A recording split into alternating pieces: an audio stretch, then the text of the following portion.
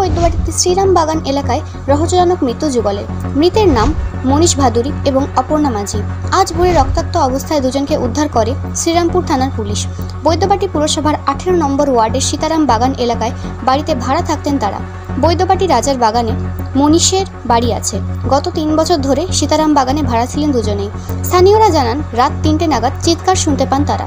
তারপর ওই বাড়িতে গিয়ে দেখেন রক্তাক্ত অবস্থায় ঘরের মধ্যে একজন এবং ঘরের বাইরে একজন পড়ে রয়েছে। এই অবস্থায় বেশ কিছুক্ষণ তারা ছটফট করেন। রাজার বাগানে মনীষের বাড়ির লোকে খবর দেন প্রতিবেশী। তারাই পুলিশ ডাকে। পুলিশ এসে উদ্ধার করে নিয়ে যায় শ্রীরামপুর ওয়ালস হাসপাতালে। ওরা তো 8টা সাড়ে 8টার সময় দুজনা বেরিয়ে যায়। বউটা পরের বাড়ি কাজ করে, লোকটা কি কাজ করে জানি না, ও কারখানায় চলে যায়।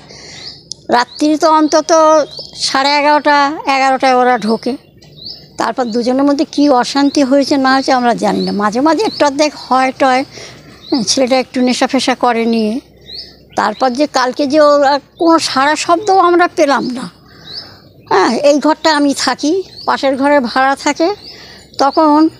আর এখন তো পাকা চললে তো শব্দ পাওয়া যায় না যে কি হচ্ছে না হচ্ছে। তারপর ওই চেঁচামেচি হচ্ছে, তখন আমি এই ঘর থেকে বেরিয়ে গেছি, রান্নাঘর দিয়ে জানলাটা খুলেছি।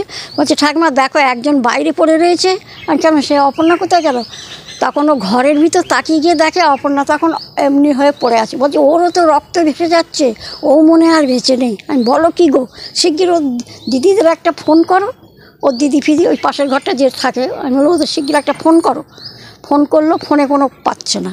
তারপরে নির্মল গাড়ি চালাচ্ছে, নির্মল ফোনটা ধরলো, ধরে তারপর ওদের বাড়ির লোকজন সব পাঠিয়ে দিল। সমস্ত সব এসে দেখে শুনে তারপরে ভোরবেলায় নিয়ে গেল। পুলিশ এসেছিল তখন। কি মনে হয় এরকমভাবে হঠাৎ করে রক্ত বেরোচ্ছিল তাদের শরীর থেকে? রক্ত মানে দুজনে আমার মনে হয় মারপিট করেছে, করে দুজনাই মারা হয়েছে। আমার তো ঠিক জানি না তো। একজন বাইরে পড়ে আছে, একজন ঘরের ভিতর পড়ে আছে। ওই তো পুলিশ এসে দুজনকে তুলে নিয়ে গেল। একজন বাইরে থেকে নিয়ে গেল, একজন ঘর থেকে নিয়ে গেল। কিছু অস্ত্রশস্ত্র কিছু পাওয়া গেছে? ভগবান জানে সে ঘরের ভিতর ওরা কী করছে না। তারপর তো সে ঘর বন্ধ করে দিয়ে গেছে, আমরা তো ওদিকে যাইনি কো। একজন বাইরে থেকে তুলে নিয়ে গেল, একজন ঘর থেকে তুলে নিয়ে গেল। মনীষ একটি ঢালাই কারখানায় কাজ করতেন। অপর্ণা পরিচারিকায় কাজ করতেন বলে জানা গেছে। তারা একসঙ্গে থাকতেন। দুজনের সকালে কাজে বেরিয়ে যেত, রাতে বাড়ি ফিরত। কীভাবে মৃত্যু তদন্তে শ্রীরামপুর থানার পুলিশ। ঘটনার তদন্তে আসেন চন্দননগর পুলিশের ডিসিপি শ্রীরামপুর অর্ণব বিশ্বাস। বাইরে থেকে কেউ এসেছে কিনা তা খতিয়ে দেখেছে পুলিশ। হ্যাঁ, আমরা সকালবেলা জানতে পেরেছি এইখানে দেখছেন তো ভাড়া বাড়িতে দুজনের আর কি ডেড বডি পাওয়া যায়। ইনজোর্ড অবস্থায় ছিল, মানে রক্তে করা। তারপরে হাসপাতালে শিফট করা হয়েছে। তো দেখে মনে হচ্ছে যে কেউ আঘাত করে ঘটনাটা ঘটিয়েছে।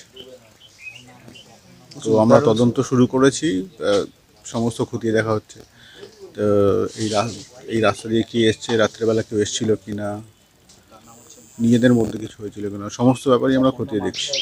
সিসি ক্যামেরা যেগুলো রয়েছে সেগুলো কি আপনারা দেখছেন? হ্যাঁ, যে কোনো ইনভেস্টিগেশনে আশেপাশে সিসিটিভি ক্যামেরা অনেক হেল্প করে, সেগুলো আমরা দেখব। লোকাল যারা লোকজন আছে তাদেরকে জিজ্ঞাসাবাদও করা চলছে, সমস্ত একসাথে চলছে। বলছি স্যার, এই যে রক্তাক্ত অবস্থা পেয়েছে, কোনো রকম ঘর থেকে বা পাশ থেকে কোনো রকম কিছু অস্ত্র উদ্ধার হয়েছে? না, সেগুলো এখন আমরা পাইনি। পিও আমরা আপনারা দেখতে পাচ্ছেন যে ঘিরে রেখে দিয়েছি। এফএসএল এক্সপার্ট আসবে, তারা এক্সামিন করবে। যদি ভেতর থেকে আমরা কোনো ক্লু পাই সেটাও আমরা দেখব। মানে এই যে যারা যুগল ছিল তারা কি স্বামী স্ত্রী? যেটা জানা যাচ্ছে এরা স্বামী স্ত্রী নয়, মেয়েটি বিবাহিত ছিল। তো স্বামীর সাথে ছাড়াছাড়ি হয়ে গেছিলো 4-5 বছর কি তার বেশি সময় হবে। এই ছেলেটির সাথে এখানে এসে আলাদা করে থাকতো এতদিন ধরে ভাড়া বাড়িতে। বাড়ি কোথায় কিছু? বাড়ির পাশেই রাজাবাজার নামে একটা এলাকায়, সেখানে এদের বাড়ি। কি মানে মোটিভটা কি মনে হচ্ছে প্রাইমারি? এখন আমাদের ইনভেস্টিগেশন চলছে, কিছু পাওয়া গেলে ফার্দার জানিয়ে দেবো।